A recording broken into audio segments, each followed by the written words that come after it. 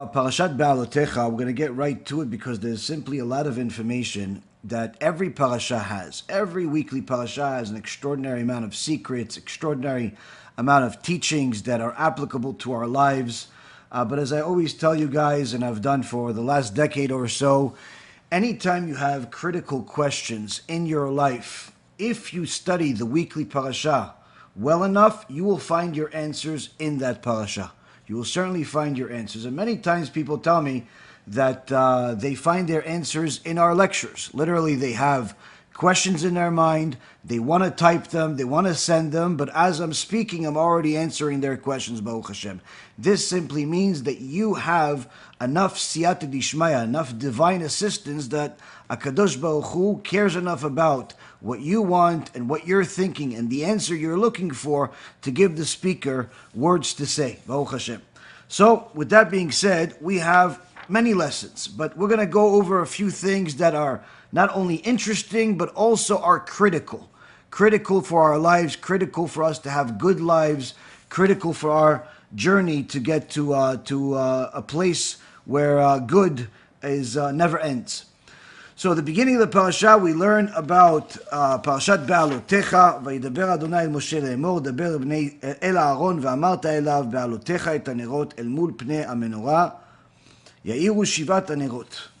The Torah starts off by Hashem's instructions where he speaks to Moshe, and he says to him, speak to Aaron and say to him, when you kindle the lamps towards the face of the menorah, shall the 7 lamps cast light. Here we see that the menorah is shaped in a certain fashion where they're pointing towards the leader. One of the things that we can learn from there, of course, as a Mussar from it, is that the leader is only as good as his followers. If the followers are going to put light on him, give the sages, give the rabbis, give the Talmidei Chachamim support, then certainly the leaders will do well. If they don't, then you could have some of the greatest rabbis of the generation simply be ignored. I know quite a few Talmidei Chachamim, and unfortunately one of the biggest battles that they have is the fact that their keilah, their communities, simply don't understand what they have. They simply don't understand what they have, how great this rabbi is, how smart he is, how much Torah he learned, and how much he's dedicated his life to the world of Torah. And really the biggest loss from this is the community itself, because if the community knows how valuable the rabbi is, then certainly they're going to take advantage of it, learn from them, support them, and do everything possible to bring more light to their teachings. When a community doesn't respect and honor their rabbis, then unfortunately only tragedy can follow. Either tragedy where you have an entire community full of ignoramuses, or you literally have a tragedy that could lead to outright disasters like the one that the Rishon LeZion, Rabbi Yosef, recently publicized. A personal story that he himself witnessed, he himself was involved in, where he came to the Chalabi community in the United States with several other rabbis. And they were talking about how the Torah is extremely important, and to support the Torah scholars, the Avrechim, like the ones that we have in our kollel in Israel, and of course there are many other kollels out there. And the Rishon LeZion was talking about how important it is for a community to support Torah, to support these Avrechim. And one of the people that attended simply spoke against it and saying, why do we need all these Avrechim? Why do we need all these people to learn Torah? I mean, if they are geniuses like your father, meaning Rav Ovadia Yosef, alav shalom, then sure, no problem. Let them go learn and let them learn, we'll support them. But if it's just an average person, what do we need them learning for? Let them go deliver pizza. Let them go and, sell shoes or something. Let them go make some money. What do we need him learning for? Now, such a statement is literally the definition of apikorsut. Apikorsut translates in English to heresy. This is literally the definition. When the Rambam and the Gemara clarifies what is an apikoros, this is what an apikoros is. This is one of the definitions, someone that disrespects the Torah scholars and says, what do we need them for?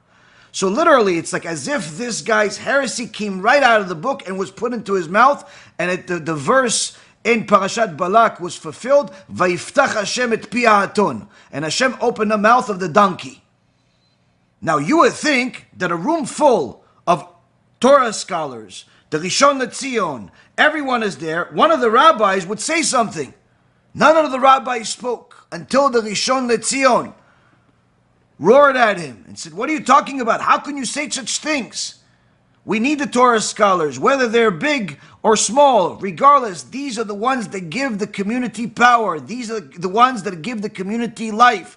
These are the ones that protect us more than the Iron Dome, more than money, more than anything else out there. And this chutzpan disagreed with the Rishon LeZion again in public. All of the other rabbis were scared to say something. Why?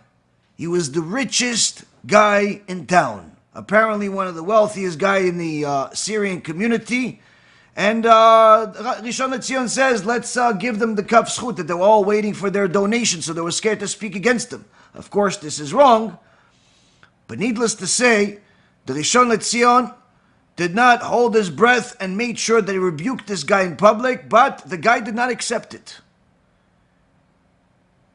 Why we publicize this? What was publicized?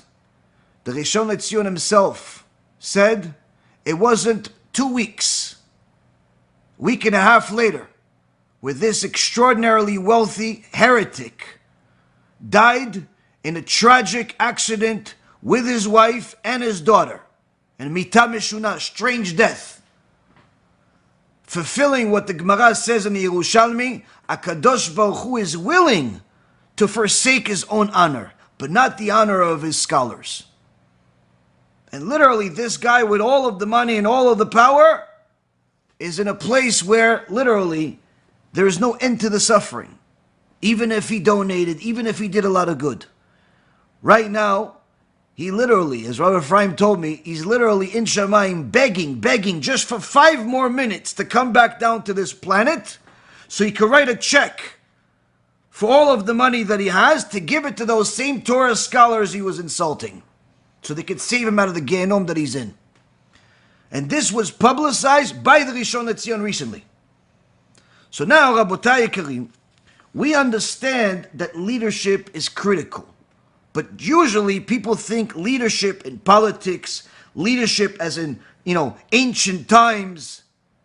If we don't have leadership in every single community, if we don't have leaders that are empowered by their communities, we don't have a menorah. We don't have light.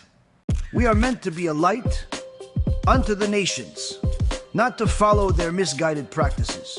Remember, every Jew has to remember that he's a Jew and she's a Jew. We don't celebrate non-Jewish holidays, even if they seem harmless. It's a zilzul, disrespect to the Torah, and could lead to Chilul Hashem, desecration of God's name. Stick to our holy Torah and our own holidays. That's the path of a true Jew.